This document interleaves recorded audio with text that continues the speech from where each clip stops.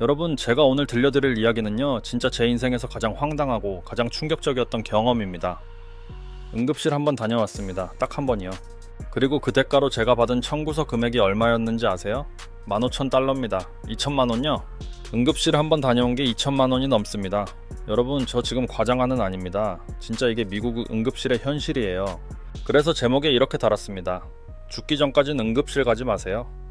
왜냐면 청구서 보고 진짜 죽거든요. 농담 아니에요. 안녕하세요. 미국 병원 생존기입니다. 미국에서 응급실 한번 가면 치료보다 더 무서운 게 뭔지 아세요? 바로 병원 청구서입니다. 이 영상 하나로 응급실 갔다가 카드 한도까지 털리는 일? 그거 최대한 막아보겠습니다. 자, 그날 밤으로 돌아가 볼까요? 토요일 밤 11시였어요. 저는 집에서 저녁 먹고 있었는데 갑자기 배가 너무 아픈 거예요. 처음엔 그냥 체한 건가 싶었죠. 한국에 있을 때도 가끔 배 아프면 소화제 먹고 자면 됐잖아요. 근데 이번엔 달랐어요. 진짜 죽을 것 같이 아팠습니다. 식은땀이 줄줄 나고요. 화장실과 침대를 왔다 갔다 하는데 도저히 못 참겠더라고요. 그래서 와이프한테 말했죠. 여보, 나 병원 가야 할 것 같아. 그랬더니 와이프가 뭐라고 하는지 아세요? 진짜 죽을 것 같아? 아니면 좀 더 버틸만해? 이렇게 물어봐요. 여러분, 이게 미국에서 사는 사람들의 현실입니다. 병원 가기 전에 진짜 죽을 것 같은지 먼저 확인해야 돼요. 왜냐하면 병원비가 너무 무섭거든요. 근데 그날 밤 저는 진짜 죽을 것 같았어요. 그래서 결국 응급실로 갔습니다. 차 타고 가는 20분 동안 저는 계속 생각했어요. 제발 큰 병 아니길, 제발 입원은 안 하길, 제발 수술은 안 하길. 그리고 동시에 이런 생각도 들더라고요. 이거 청구서 나오면 얼마나 나올까?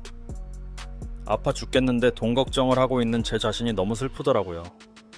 응급실 도착했습니다. 일단 프론트 데스크에서 보험카드부터 내밀었어요.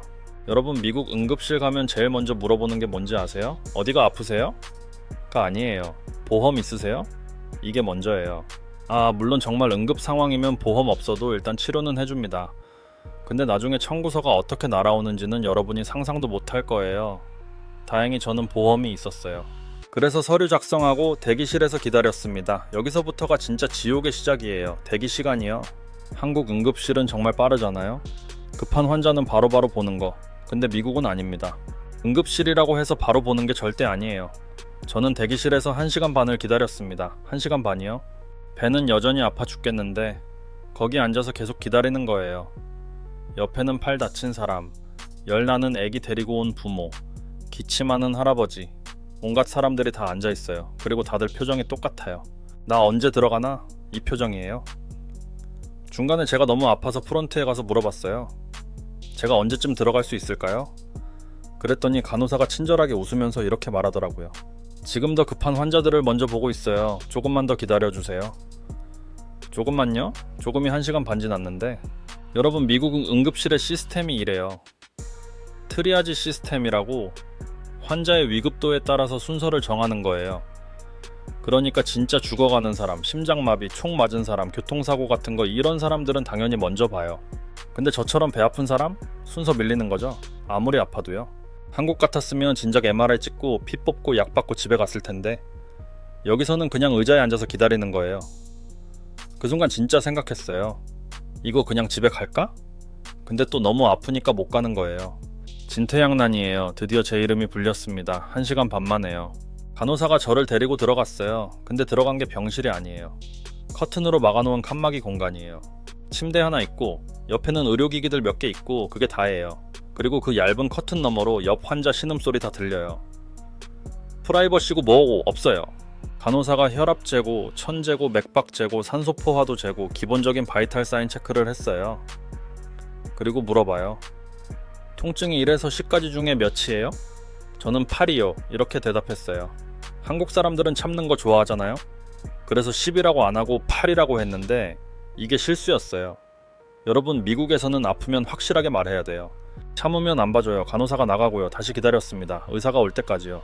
이번에는 얼마나 기다렸냐면 1시간이요. 1시간 동안 저는 그 좁은 침대에 누워서 천장만 쳐다봤어요. 옆에서는 누가 토하는 소리 들리고 반대편에서는 누가 소리 지르고 간호사들이 뛰어다니는 소리 들리고 완전 전쟁터예요. 그 1시간 동안 저는 계속 생각했어요. 이거 청구서 얼마나 나올까? 지금 시간당 돈 나가는 건가? 여기 누워있는 것도 돈인가? 저 기계 붙어있는 것도 돈인가?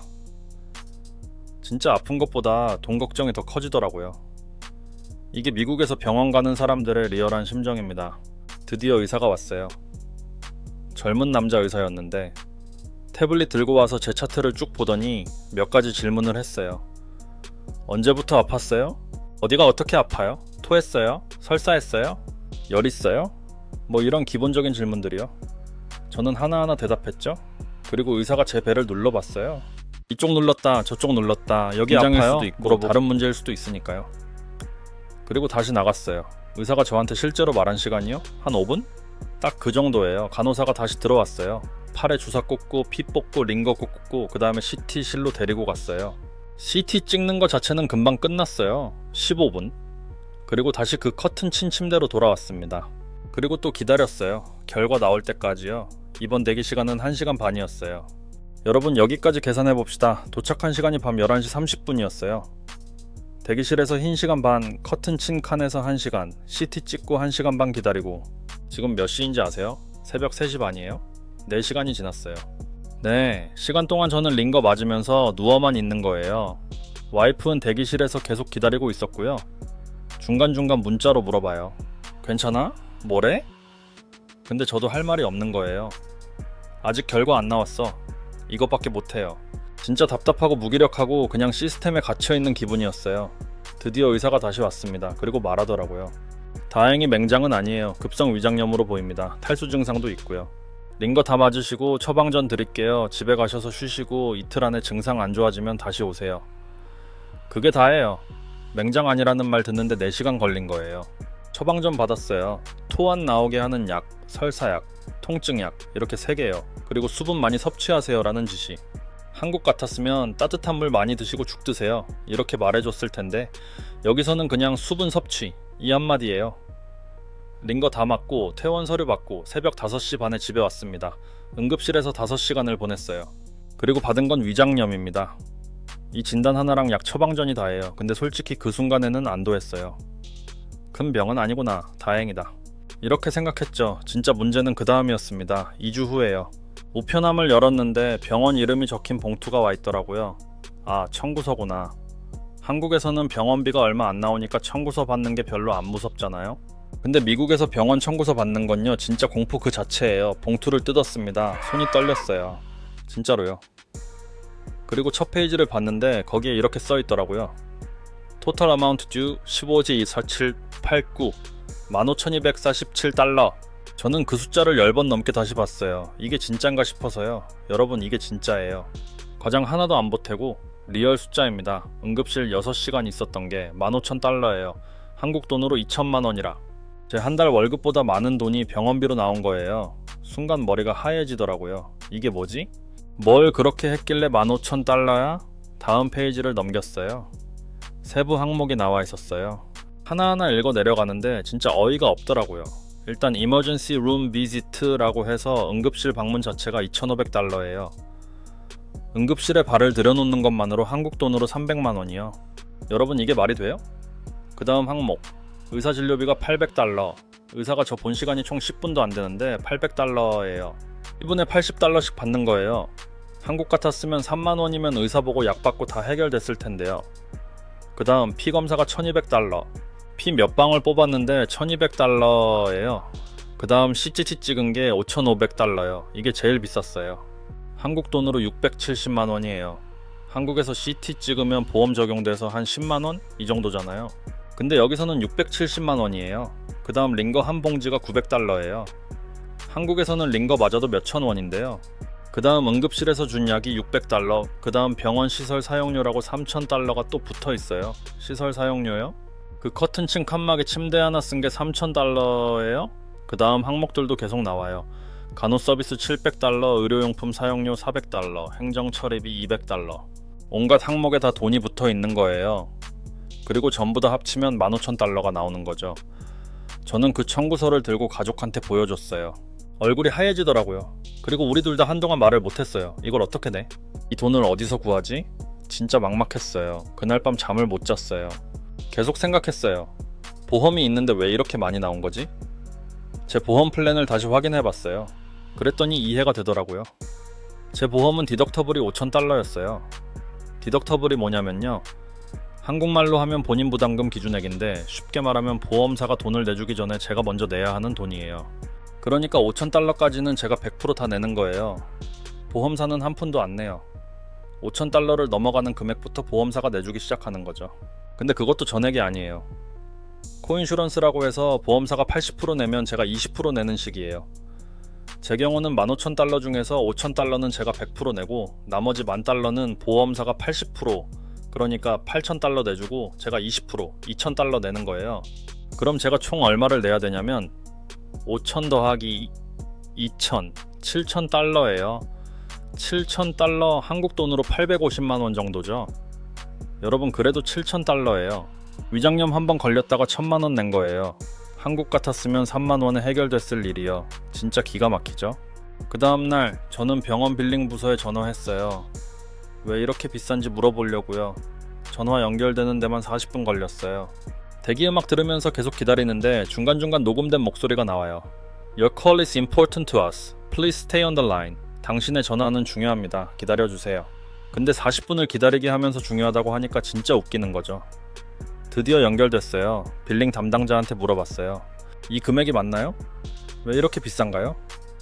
그랬더니 담당자가 완전 무덤덤하게 말하는 거예요. 네, 맞습니다. 응급실 이용하시고 CT 찍으시면 보통 이 정도 나와요. 보통 이 정도래요. 15,000달러가 보통이래요. 저는 물었어요. 할인 같은 거 뭐 안 되나요?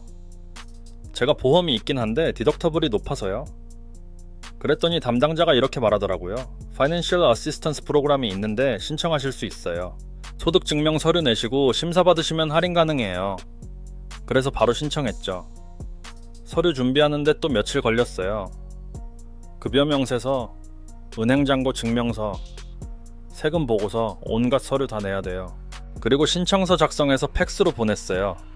네, 팩스요. 아직도 팩스 쓰는 거 보고 깜짝 놀랐어요. 2025년인데 팩스라니요. 3주 후에 답변이 왔어요. 할인 승인됐대요. 얼마나 깎아줬냐면 30%요. 15,000달러에 30%니까 4,500달러 정도 깎아준 거예요. 그럼 1,500달러 정도 남는 거죠. 그런데 제 디덕터블하고 코인셔런서 계산하면 결국 제가 낼 돈은 5,000달러 정도 됐어요.